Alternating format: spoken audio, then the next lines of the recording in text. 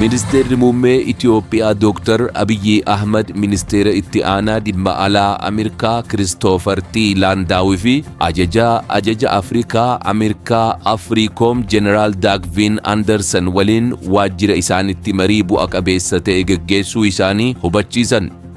Marichi hariiroo biyyoota lameenii caalatti cimsuu nageenya naannawa gaanfa Afrikaa fi tumsa damee ittisaa irratti xiyyeeffannoo kan godhe yoo ta'u, dhimmoota waliinii irratti waliigaltee ijaaraa uumuu isaanii himanii jiru. Dr. Abiyyi Ahmad marii kanaan gammaduu isaanii ibsuun tumsi itti fufinsa qabuu fi kabaja waliinii irratti hundaa'e kun hariiroo tarsiimoo biyyoota lameenii gara sadarkaa olaanaatti kan ceesisu ta'uu hubachiisan. Oduma kanaan wal qabatuun Injiinar Aashaa Ahmadii fi Jeneraal Daagvin Anderson tumsa waraanaa fi dippiloomaasii biyyoota lameenii gara sadarkaa olaanaatti ceesisuuf waliigaltee irra gahan. Marichi nageenya naannawaa mirkaneessuu fi shororkeessummaa waliin qolachuu irratti xiyyeeffachuun hariiroo seena qabeessa duraan ture caalatti cimsee jira. Waliigalteen kun faayidaa biyyaalessaa waloo tiksuu fi tasgabbii gaanfa Afrikaa mirkaneessuuf dhiibbaa gaarii akka uumu ibsanii jiru. Konkolaachisaan daandii biskileetii qofaaf murtaa'e irra konkolaachisuun paarkii Araadaa naannawa Raas Mokonnonitti bu'uuraalee misoomaa koriidaraa miidhe birrii 100,000 akka adabame abbaan taayitaa seera kabachiistuu magaalaa Finfinnee beeksise. Taateen kun gurraandhala 17 2018 kan mudate yoo ta'u, abbaan taayitichaa poolisii tiraafikaa waliin qindoomuun konkolaachisaa kana to'annaa jala oolchuun tarkaanfii kafaltii adabaa kana irratti fudhatanii jiru. Qondaaltonni abbaa taayitichaa deeggarsa hawaasni odeeffannoo kennuun taasise galateeffachuun qabeenya waloo fi bu'uuraalee misoomaa koriidaraa eeguun itti gaafatamummaa lammiilee hundaa ta'uu fi qaamolee dambii cabsan irratti tarkaanfiin seera kabachiisuu akkasii akka itti fufuu qabu hubachiisan.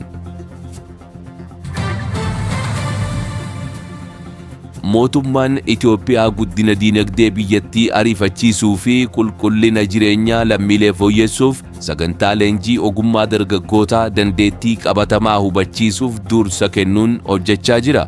Inisheetiiviin kun dargaggoonni teeknoolojii, ogummaa harkaa fi kalaqa daldalaa irratti akka leenjifaman gochuun dhuunfaan hojii mataa isaanii akka uummatan yookaan carraa hojii jiru keessatti akka hirmaatan dandeessisa. Mootummaan investimentii dandeettii namaa irratti gochuun kun diinagdee hunda hammate uumuu, carraa hojii babal'isuu fi Itoophiyaan dorgommii diinagdee ammayyaa keessatti gahee olaanaa akka qabaattu taasisuuf kaayyeeffatee jira. Dhaabbanni geejjiba galaanarraa fi loojistiikii Itoophiyaa raawwii karoora baatiiwwan 6 darbanii yeroo gamaggamutti xaa'oo meetirik toonii miliyoona 1 ol gara biyya keessaatti geejjibsiisuun karoora duraan 800 geejjibsiisuuf qabamee ture harka 100 oliin milkeessuu isaa beeksise.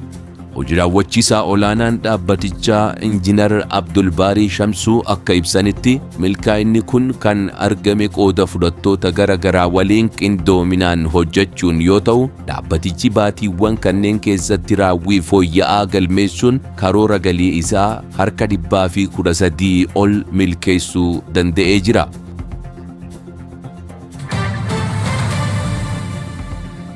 Pirezidaantiin Itoophiyaa Taayyee Asqasillaasee pirezidaantii Rootarii Intarnaashinaal Firaansiskoo Areezoo waliin masara biyyaalessaatti wal arguun dhimmoota fayyaa, barnootaa fi ijaarsa nagaa irratti marii taasisanii jiru. Keessattuu tattaaffii Rootariin pooliyoo dhabamsiisuuf taasisaa jiruu fi milkaa'ina Itoophiyaan vaayirasii Maarbarg to'achuu irratti galmeessite irratti xiyyeeffachuun waliigaltee tajaajila namoomaa cimsan irratti dubbatanii jiru.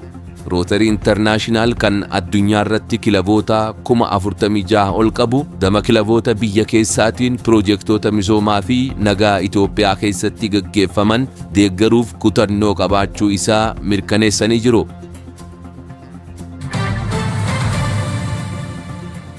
Mootummaan Xaaliyaan walgahii Xaaliyaan Afrikaa lammaffaan gurraandhala 13 2026 magaalaa Finfinneetti akka gaggeeffamu kan beeksise yoo ta'u, kunis yaa'ichi yeroo jalqabaaf ardii Afrikaa keessatti akka adeemsifamu taasisa jedhamee jira.